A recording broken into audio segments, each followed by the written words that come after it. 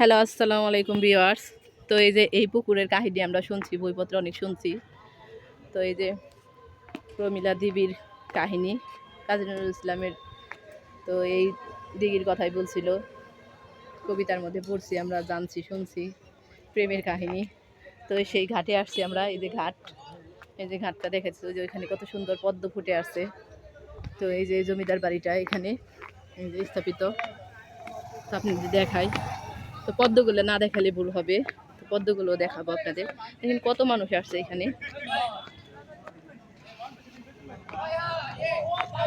তো গাইস আপনাদের দেখাই, এই যে দিঘিটা, ঘাটটা দেখাই, যে ওই পাশে একটা দুইটা ঘাট এখানে।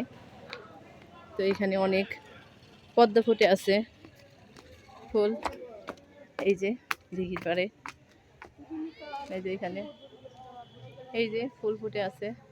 তো এই যে দেখাইলাম আপনাদের। তো গাইস আপনাদের দেখাইতেছি, তো এখানে অনেক মানুষ।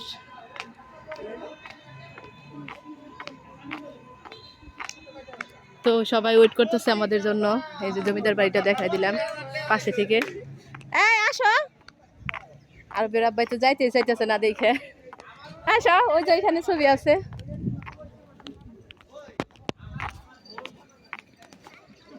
তো মেইন ফটকটা দেখাই দিই আপনাদের।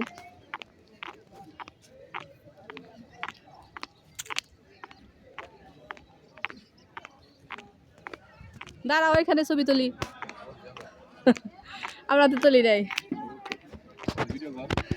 হ্যাঁ, এই যে দেখাই দিই আপনাদের।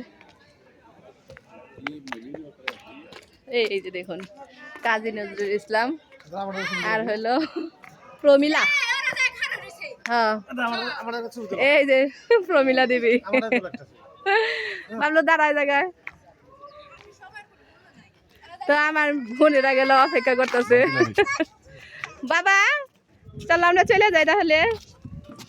তো আল্লাহ হাফিজ দিয়ে দিই, টাটা দাদা, টাটা